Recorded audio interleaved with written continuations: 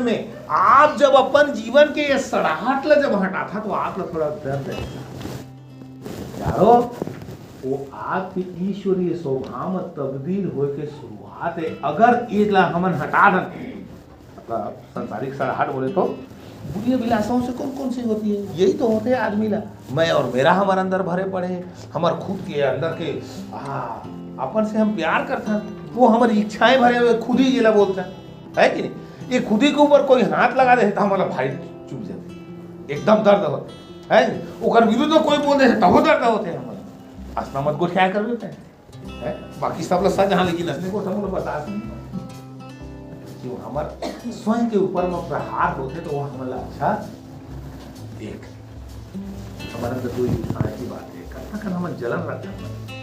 एक दूसरे के प्रति हमारे अंदर ईर्षा भरे हो जा रहे, देखना पसंद नहीं करें कहीं जाए एक दूसरे का बात